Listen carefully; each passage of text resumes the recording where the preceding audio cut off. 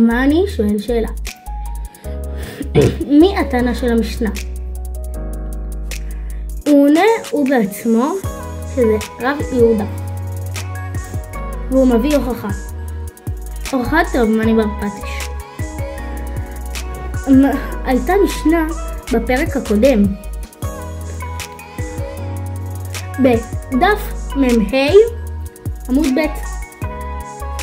המקרה שבמשנה, קשרו בעליו של השור במסרה בחבל ונעל בפניו כראוי. הדין, יש מחלוקת תנאים. לפי רב מאיר, גם אם זה שור תם וגם אם זה שור מועד, הוא יהיה חייב.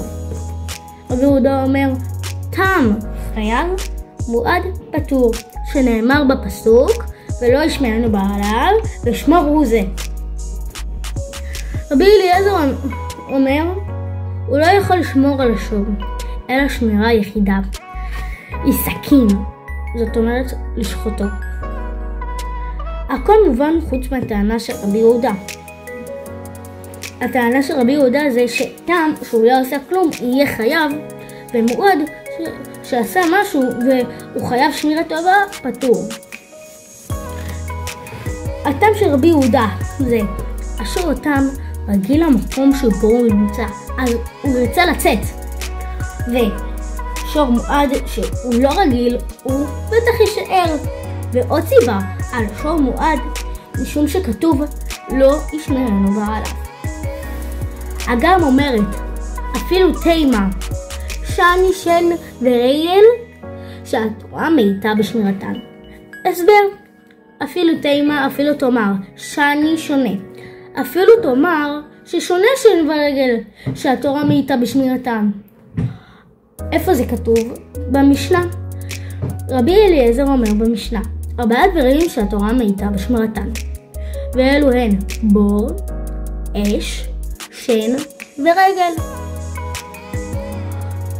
בור, מאיפה לומדים שהתורה מעיטה בשמירתו? מהפסוק כי יפתח איש בור או כי יכרה איש בור ולא ירסנו. הסבר, אם פתח חפר איש בור ולא כיסה אותו, הוא לא כיסה אותו. א' כל, מה הפירוש של יחסנו? ב' כל, אם הוא יכול לעשות משהו אחר? הפירוש של יחסנו זה שכיסה עד הסוף. ואז באה הגמרא ואומרת, כיסהו. מה הפירוש של הכיסהו? שלא כיסה עד הסוף. אז זה עונה לנו על השאלה, האם הוא יכול לעשות משהו? ובכיסהו שהוא לא כיסה עד הסוף, עדיין יהיה פטור. זה דבר שהתורה ממעטת בו. ואש, מאיפה לומדים שהתורה ממעטה בשמירתו? מהפסוק שלם משלם המבעיר את הבאר. הסבר, יש אלו שאמרו שגם אם זה יצא מהרשות שלי, אני אהיה חייב למרות שלא הבנתי. אז באה אגם ואומרת שאם יצא מהרשות שלי, אני אהיה פטור. ושם, מאיפה לומדים שהתורה ממעטת בשמירתו? מהפסוק ובאר בשדה אחר. הסבר, היינו לומדים שאם היא הלכה לבד ואכלה, יהיה חייב. אם היא הלכה לבד, המראה לא בא ולקח אותה לבד, היינו אומרים שהוא יהיה חייב. אבל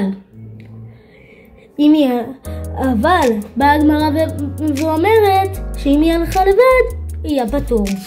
זה עוד דבר שהתורה ממעטת בשמירתו. ורגל, מאיפה אנחנו לומדים שהתורה ממעטת בו? מהפסוק ושלח. הסבר, מדובר רק אם הוא לקח אותה לשדה של חברו, רק אם הוא בא, שם אותה אצל שדה של חברו, והיא תדרוך שם על התבואה ותזיק, אז הוא יהיה חייב. אבל אם הוא לא לקח אותה והיא הלכה לבד, הוא יהיה פטור. סיכום, מביא רב מני בר פטיש הוכחה מהמשנה, קשור בעליו במוסרה. הדין שיש מחלוקת, רבי מאיר אומר גם בטעם וגם במועד יהיה חייב. רבי יהודה אומר בטעם חייב, במועד פטור. רבי אליעזר אומר אין לו שמירה אלא לשותפתו. הסבר רבי יהודה, בטעם לא מספיק שמירה פחותה, ובמועד כן מספיק שמירה פחותה. ועוד סיבה למועד שכתוב לא ישמרנו בעליו.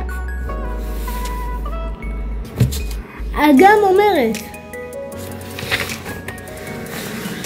4 דברים שהתורה מאיתה בשמירתם, ו4 דברים הם בית, בור, אש, שם ורגל. בור מאיפה לומדים? מהפסוק כי יפתח איש בור, או כי יכרה איש בור ולא יחסנו. הסבר, אומר הפסוק כי יכרה איש בור ולא יחסנו, אומרת הגמרא על זה הכסה הוא פטור. שאלה, מה החידוש של האגם? התשובה, אם הוא כיסה אכול עד הסוף, אז מה החידוש? שגם אם הוא לא כיסה עד הסוף, הוא יהיה פטור. ואש מאיפה לומדים? מהפסוק שהיה מצלם המביר את הבארה. אומר אגם עד דוד כאין מביר.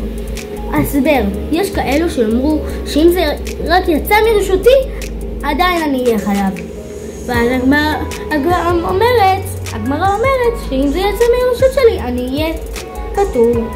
ושם מאיפה לומדים? מהפסוק וביער בשדה אחר. הסבר, היינו לומדים שאם היא הלכה ואכלה יהיה חייב, אז באה גם ואומרת שיהיה פטור, אבל רק אם הוא לא לקח אותה. רגל, מאיפה לומדים? מהפסוק, מהמילה בפסוק ושלח.